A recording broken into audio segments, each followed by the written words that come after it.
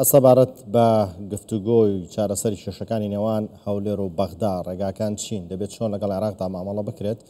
لەم پرسا گفتوگۆکەم لەگەڵ بەڕێز دکتۆر ئەشواق جاف ئەندامی کۆمیتەی ناوەندی پارتی دیموکراتی کوردستان لە سلێمانی و لەگەڵماندا. دکتۆرە سڵاوتان لێ بێتۆم کاتتان باش. پێتان وایە هیچ بژاردەیەک لە دەرەوەی دیالۆگ هەبێت بۆ چارەسەرکردنی کێشەکانمان لەگەڵ عێراق؟ بەڵێ زۆر سپاس تەڵاوە جنابێتەوە لە بینەران کوردستان 24. پێم وایە ئەو لۆبیە نێودوڵەتیە و هەروەهاش ئەو لایە ناسێ هەم کە بە بەردەوامی بەشداری گفتوگۆکانی نێوانی دوو حکومەت کە حکومەتی هەرێم و حکومەتی بەغدا و هەروەهاش ئەو ڕێککەوتنانە کە دەکرا دوێنێ قسەی خۆیان کرد کە بەڕاستی دەبێت لە ڕێگەی حیوار کەواتە گفتوگۆ و هەروەهاش هەماهەنگی لە چوارچێوەی دەستور کەواتە ئەوەی کە جێنێ محەممەد حەسان لە ئیحاطەی سیکریتی کانسڵ مەجلیسی ئەمن دایی ئەمە تعبیرە لە فەرهەنگی ئێمە وەکو کوردستان وەکو هەرێمی کوردستان چونکە لە فەرهەنگی ئێمەیە گفتوگۆیە و ئاشتیە و دابشکردنی دەسەڵاتە وە شەراکەتە کەواتە ئێمە باوەڕمان بە فیدراڵیەتە بەڵام بەداخەوە ئەوەی کە فەرهەنگی حکومەتی ئیتیحادیە ئەوەیە کە دائیمەن خۆدزینەوە لە بەرپرسیاتیە وە کۆکردنەوەی دەسەڵاتە کەواتە مرکزیەتە ئەوەی کە ئیستا چی غەیری گفتوگۆچی دەکرێت پێم وایە لاینە نێودوڵەتیەکان ڕۆڵی خۆیان دەبینن بە شێوەیەکی دیبلۆماسی و هەروەهاش لایەنی ناوخۆیی لایەنی نێودوڵەتی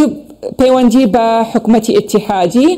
دەکەن و هەروەهاش پێشم وایە لەن چۆڕۆژەی ڕابردوو ڕۆڵی خۆیان بینەوە بە لێدوانیشیانداوە بەڵام ئەوەی ناوخۆیی بە حکمی ئەوەی کە ئێمە لە ساڵی هەڵبژاردنین و جەنابتان دەزانن کەلتورێک یان دیاردەیەک دروست بووە لە عێراق ناتوانن بە ئاشکرا یعنی مووقفی خۆیان ئێعلانکەن ئەگینا ئەوانش هەندێک لەو لایەنانە پێیان باش نییە ئەو هەنگاوەی نادەستوری نایاسایی ئەو هەنگاوە سیاسیە کە درا دژ بە موچە خۆرانی هەرێمی کوردستان بۆچی ناتوانن ئیعلانی مووقفی خۆیان دەکەن چونکە وەکو ئاماژەم پێکرد ساڵێکی هەڵبژاردنە و هەر کەسێک ئەوەی دەنگێکی زیاتر کۆکاتەوە دژایەتی هەرێمی کوردستان دژایەتی قوارەی هەرێمی کوردستان دژایەتی مافی خەڵکی کوردستان لەلایەکە لەلایەکی تریش بۆ ئەوەی مزایدە لەسەر یەکتری ئەکەن خۆ جەنابەت دەزانی هەڵبژاردنەوە بۆ کۆکردنەوەی دەنگ لەلایەکی تریش بۆ داپۆشیکردنی گەندەڵیەکانیان و بە گەورەترین بەڵگەیە لەسەر ئەو قسەیە لە دزی سەدەیە کە پێی دەوترێت سەریقەت القەرن ئەو کەسانە کە بەشداریان کرد لە سەریقەت القەرن هەمان ئەو کەسانن کە ڕابەرایەتی دژایەتی هەرێمی کوردستانیان دەکرد چی لە ناو هۆڵی پەرلەمانەوە چی لەسەر شاشەی تەلەڤیزیۆن بەڵام لە ئەخیر دەرکەوت کە ئەمان گەندەڵن بۆ داپۆشکردنی گەندەڵیەکانیان هێریشیان دەکرد لەسەر هەرێمی کوردستان. باش دکتۆرە هۆکارەکەی چییە کە هاوڵاتی عێراقی وا لێکراوە ئەو بڕوایی لا دروست بووە کە دەبێت سیاسیەکان و لاەنە سیاسیەکان دژایەتی هەرێمی کوردستان بکەن بۆی دەنگی گەلی عێراق هاوڵاتیان عێراقی بەدەست بهێنن ئەم تێگەیشتنێت چێ لای هاوڵاتی عێراقی دروست بووە کە لەسەر بنەمایە دەنگەیە بە لاەنە سیاسیەکانی عێراق؟ طبعا پلانێکی زۆر یعنی دوورمەودایە دانرابوو بۆ نهێشتنی قوارەی هەرێمی کوردستان بەوە دەستی پێکرد کە موچەی پێشمەرگە نەدرێت ئەو بودجەیە کە تەرخان کراوە بۆ مادەی 140 نەدرێت بۆی مادەی 140 جێبەجێ نەکرێت تەخیرکردن تەشریعکردنی یاسای نەوت و گاز و مەجلیسی ئیتیحاد و ئەو یاسانە کە پەیوەندیان هەیە بە مافی هەرێمی کوردستانە و دواترش مافی جوتیارانش نەدرا و بە پێی سەنەدی قانونی و دەستوری موچەی خەڵکی کوردستان بەڕا یەکێک لەو خاڵانش کە دانرابوو کە بەشێک لەو پلانانە ئەوەیە ئامادەکردنی شەقامی عێراقی دژ بە هەرێمی کوردستان. چۆن؟ بودجەکانی دەوڵەتی عێراقی بودجەیەکی زەبەلاح بوو یعنی معادلەی بودجەی 4 دەوڵەتی دەوروبەری عێراقی دەکرد بەڵام بەداخەوە زۆربەی گەندەڵی تیا دەکرا و بەکار نەهێنرا بۆ خزمەتکردنی خەڵکی عێراق لە ناوەڕاست و خوار و عێراق. بۆیە ئەوانەی کە نەیانتوانی خزمەتی خەڵکی خۆیان بکەن و ئەوانەی کە گەندەڵیان کرد و مخاطبەی شەقامی عێراقیان دەکرد کە ئەمە بەهۆی ئەوەیە کە هەرێمی کوردستان بودجەی ئێوە دەبات. وایان کرد چەندەها ساڵ کاریان لەسەر ئەم خاڵە کرد و وایان کرد لە شەقامی عێراقی کە باوەڕ بەو خاڵە، بەڵام دواتر وردە خەڵکی عێراق تێگەیشت کە ئەمە هۆکار نییە، چونکە بەڕاستی چەندەها چاوپێکەدێنێکی تەلەڤیزیۆنی، چەندەها یعنی چاوپێکەدێن بەرەو خەڵکی عێراقی دەبووین و بۆشمان ڕوون دەکرد کە ئێمە حکمی ئێوە ناکەین، ئێمە لە وڵاتێکی فیدراڵین، ئێمە تەنها دەسەڵاتمان هەیە لە هەرێمی کوردستان، ئەوەی کە حکمی ئێوە دەکات ئەنجومەنی پارێزگاکانتانە و پەرلەمانتارانی ئێوە و سەرۆکی ئەنجومەنی وەزیرانی فیدراڵە، بۆیە دەبێت ئێوە محاسبەی ئەوان بکەن نەکو هێرش بکەنە سەر هەرێمی کوردستان. بەڵێ دکتۆرە، بێگومان هەر کەسێک ئێستا هەوڵی چارەسەرکردنی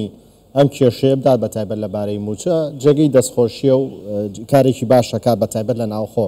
بەڵام تا چەند گرنگە هەمومان پێکەوەم هەوڵە بین. واتە یەکێک لەو لاوە نەڵێت سەرۆکەکەی من چووە بەغدا و کۆ بۆ وایکریتر بڵێت من تەلەفۆنە کەریتر بڵێ نا لە ڕێگەیەکی تایبەت و ئێمە قسەمان لەگەڵ سەرۆک وەزیرانی عێراق کردو و چیمان کردو و چیمان کردووە. تا چەند گرنگە هەموو هەوڵانە بەیەک و یەک بخرێن و یەک جار بکرێ، دوایی ینی کەس نەیکا بە دەستکەوتی شخصی خۆی. بەداخەوە ئەوەی کە من باسم کرد دیارە، یعنی لە کوردستانش دەبێت ئێمە یەکریز بین، یەک دەنگ بین و ئەگەر ئەمانەوەی دەنگێک بێنن بۆ لە هەڵبژاردن بۆ ئەوەی کورسی بەدەست بێنین، دەبێت لە ڕێگەی پێشکەشکردنی هەوڵەکانمان، پرۆژەکانمان، نەکو لە ڕێگەی ئەوەیە کە ئێمە هەواڵی قوتی خەڵکی کوردستانە بکەینە دەستکەوتێکە، چونکە ئەمە مافە، بەڕاستی موچەی خەڵکی کوردستان مافە. بۆیە یەکریزی زۆر گرنگە، بەتایبەتی کە هەمووان دەزانن کە ئەم بریارە بریارێکی سیاسیە و ئەمە هەن ئەمڕۆ نییە، ئەمە وەکو ئاماژەم پێکرد، ئەمە پلانە زۆر بە توکمەیی کاریان لەسەر کردووە بۆ نەهێشتنی قەواری هەرێمی کوردستان، شەڕی ئیرادە لەگەڵ هەرێمی کوردستان دەکەن و لەگەڵ قوتی خەڵکی کوردستانە. بۆیە پێشم وایە یەکریزیە، یەکدەنگیە و موچەی خەڵکی کوردستان دەبێت بە دەنگی و یەک هەڵوەستی کار بۆ بەرگریکردن، چونکە موچەی خەڵکی کوردستان یەک لە گرنگترین ئەو خاڵانە لای خەڵکی کوردستانە لەگەڵ خاڵەکانی تر کە مافی خاکمان هەیە، ئێمە مافەکانی تر کە پەیوەندیان هەیە بەکانی هەرێمی کوردستان کە لە دەستور ئاماژەی پێکراوە، بەڵام بەداخەوە بە حکمی ئەوەی کە عەقڵیەتی بەرپرسانی عێراق هێشتان باوەریان بە دابەشکردنی دەسەڵات نییە، باوەریان بە کۆکردنەوەی دەسەڵاتە، باوەریان بە فیدراڵیەت نییە، بەڵکو بە مەرکزیەتە. بۆیە بە پلانێک دوورالمەودا کار دەکەن لەسەر نەهێشتنی کەیانی هەرێمی کوردستانە. بەڵێ، ئاگادارکردنەوەی کۆمەڵگەی نێودەوڵەتی ئەم جارە لەم پرسە بە شێوەیەکی ڕەسمی لەلایەن حکومەتی هەرێمی کوردستانەوە دەتوانین بڵین یەکێک بوو لە ڕاگە چارە باشەکان؟ بوونی لایەنی سێهەم کە یونایتد نیشنە، ئەمە زۆر گرنگ بوو لە چەندەها ساڵی ئەخیر، بەڕاستی لە گفتوگۆکانە، لە ڕێکەوتنەکانە، بۆ چونکە وەکو ئاماژەم پێکرد ئێمە کەلتوری ئێمە وەکو هەرێمی کوردستان ئاشتیە، گفتوگۆیە، دابەشکردنی دەسەڵاتە، فیدراڵیەتە. ئەوان بەعەکسەوە خۆدزینەوەیە، فەرهەنگی ئەوان خۆدزینەوەی لە بەرپرسیاتیە و کۆکردنەوەی دەسەڵات مرکزیە، باوەریان بە فیدراڵیەت نییە. نمونەیەکت ئەدەمەیە کە زۆر گرنگە، یاسای نەوت و گاز، ئەمە چارەسەرە بۆ ئەو هەموو کێشانە. لە 2007 بە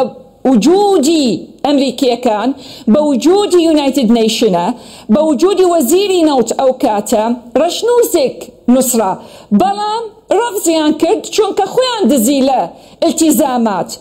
لە خۆلی دووهەمی پەرلەمانی عێراق، بە هەمان شێوەیە نوسخەیەکیان نارد کە بە دەستێکی ئاسنی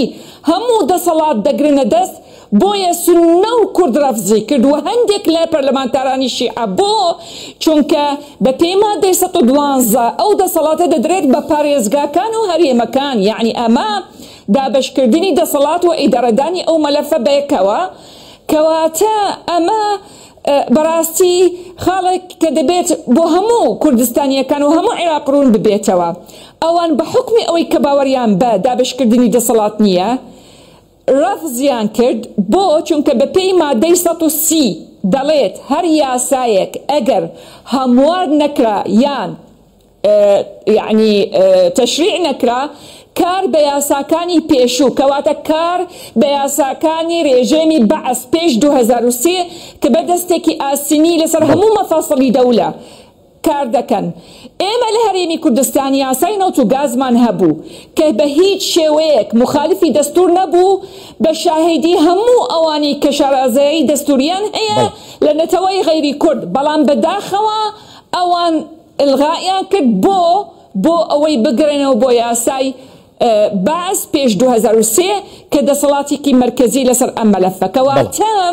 ئاگادارکردنی کۆمەڵگەی نێودەوڵەتی و وڵاتە زلهێزەکان زۆر گرنگ بوو و یونایتد نیشن پێم وانە لە ئیحاطەکەی جێنێ زۆر جوان ئاماژەی پێکرد، چونکە جەنابت دەزانی ئاماژەی بە 3 خاڵ گرنگ بوو: گفتوگۆ، هەماهەنگی و لە چوارچێوەی دەستور. بۆیە دەبێت عێراق بێتە پێشەوە لە چوارچێوەی دەستور، بەڵام کام دەستور؟ ئەوەی دەستور کە بە تەفسیرێکی دەستوری یاسایی نەکو میزاجی سیاسی ئەوەی کە بەکاریان دەهێنا و عێراقیان گەیاندنە ئەمڕۆ. بەڵێ دکتۆرە، بڕیارە سەرەتای هەفتەی داهاتوو بێگومان ڕەنگە بکێتە ڕۆژی دووشەممە کە دادگای فیدراڵی عێراق فەرمانسالارێک لەبارەی موچەی فەرمانبەرانی هەرێمی کوردستان دەربکات و وەڵامی ئەو داوانش بداتەوە کە ڕاستی دادگا کراوە. دەتوانین بڵین دادگا بڕیارێک دەرەکات وەکو ئەوەی ئەڵێ نەشیش بسووتێنەکە با بووە محەممەد شیع سوودانی سەرۆکوەزیرانی عێراقیش لەژێر ئەو فشارە سیاسی هاتووەتە سەری دەربهێنێت، بڕیارێکی خۆی لە ماوەی ڕابردووە هەبووە کە نابێت موچەی فەرمانبەرانی هەرێمی کوردستان بخرێتە نێو کێشە سیاسەکان، دەبێ هاوشێوی وڵات ناوچەکانی دیکەی عێراق موچەی هەرێمی کوردستانیش بدرێت. دەتوانین بڵین ڕۆژی دووشەمە یان سێشەمە کەم کۆبنەوەی کرا ئەو بڕیارەی کە دادگای فیدراڵیەیدا بڕیارێکی دڵخۆشکەرە بۆ هەرێمی کوردستان و فەرمانبەران؟ ئەو بڕیارە کە بۆتە هۆکاری ڕاگررتنی موچەی خەڵکی کوردستان بڕیارێکی سیاسیە دژی بڕیاری محکمەی ئیتیحادیە، چونکە بڕیاری محکمەی ئیتیحادی واضح بوو و ئەوەی کە ئێمە چاوەڕێی دەکەین بڕیارێک لە محکمەی ئیتیحادی کە بەڕاستی ئەم بڕیارە ڕابگرێت، چونکە ئەمە دژی بڕیاری محکمەی ئیتیحادی بەپێی دەستوری عێراقی هەموو بڕیارەکانی محکمەی ئیتیحادی بات و ملزم زۆر بە واضحی نووسراوە باتەن و ملزیمەن، کەواتە دەبێت هەموو سوڵتات التیزام بکات بەو بڕیارە. بۆیە چارەسەر لای ئەو بڕیارە دەبێت وەکو بەشێکە طبعاً بۆ، چونکە ئەگەر بڕیارێکیشی دەرکردەوە قەعدەکەین دیسانەوە بە شێوەیەکی تریش دژی مافی خەڵکی کوردستان بڕیارێکی سیاسیە. بۆیە من دەڵێم ئەو کێشەیە تا بڕیاری سیاسی عێراقی نەبێتە بڕیارێکی عێراقی صرف پیور عێراقی صرف و تا بەرژەوەندی هاوڵاتیانی عێراقی لای سیاستمەدارانی عێراق نەبێتە ڕقم یەک و تا بەندەکانی دەستوری عێراقی بە شێوەیەکی دەستوری یاسایی تەفسیر نەکرێت و تا عەقڵیەتی سیاستمەداری عێراق تەقەبولی کەیانی عێراقی بە پێی دەستوری عێراقیە کە عێراقێکی ئیتیحادیکی فیدراڵی نەکو عێراقێکی مرکزی، ئەم مەلەفانە چارەسەر نابێت و بەردەوام کێشەمان بۆ دروست دەکەن. ئەگەر محکەمەی ئیتیحادیش بڕیارێکی دەرکرد و چارەسەری کرد، بەڵام بە تەئکیدش ئەوان کێشەیەکی تازەمان بۆ دروست دەکەن دوای ئەوە. بۆیە محکەمەی ئیتیحادی ئێستا من پێشبینی دەکەم کە ئەو بڕیارە لەوانەیە ڕابگرێت، بەڵام پێویستی بە سیغەیەکە کە ئەم کێشە بنبرد بکات بەڕاستی کێشەی موچەی خەڵکی کوردستان دەبێت بە هیچ شێوەیەک نەوەستێت بە بڕیارێکی سیاسی ئەمە دەمێنێت لەسەر محکەمەی ئیتیحادی چی سیغەیەکی دەزێت بەڵام لە بیرمان نەچێت کێشەی هەرێمی کوردستان بوجەیە کە موچەی تایە و یعنی بوجەی ئستثماری تایەوە زۆر شت تایە کە مافی خەڵکی کوردستان کە پرۆژەیان بۆ بکرێت و خزمەت بکرێن ئەمە شۆن دەکرێت بەو خاڵانێک کەوتم من تا ئەوانە نەبێت ئەمانە هەر بەردەوامە بن لە دروستکردنی کێشە بۆ هەرێمی کوردستان.